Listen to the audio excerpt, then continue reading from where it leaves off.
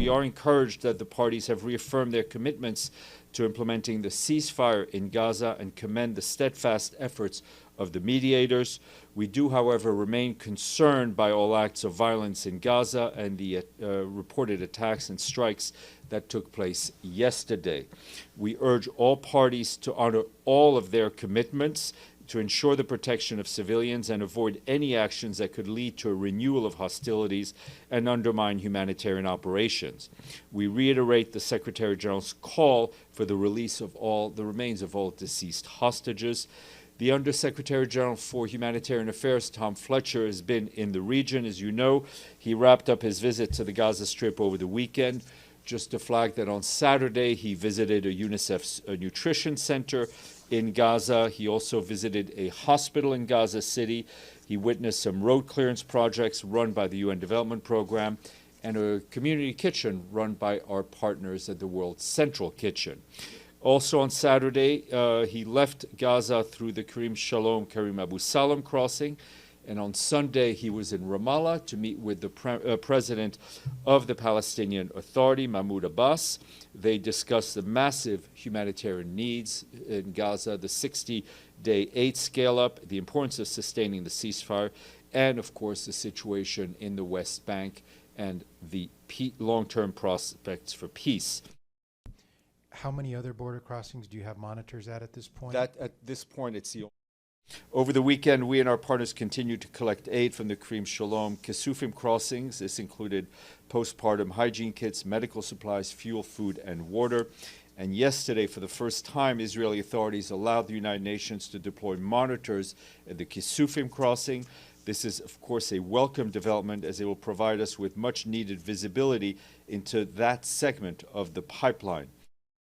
On Friday evening, the family of Abu Sha'ban was traveling back to their homes in Hayy al-Zaytun in Gaza.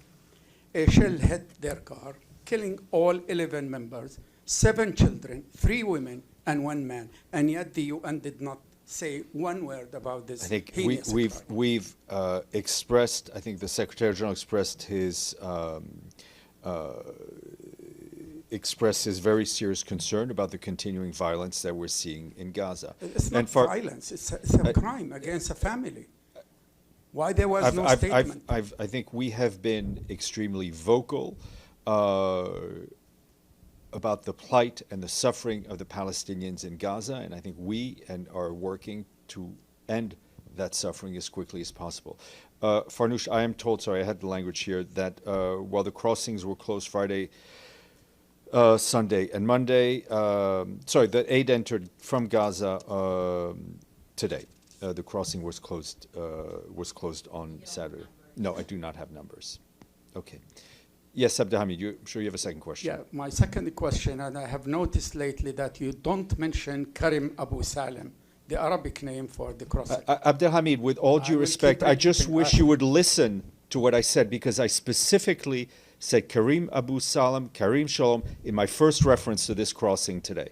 So I'm happy for you to parse the language that I use, but all that I ask is that you listen to what I said. I didn't hear.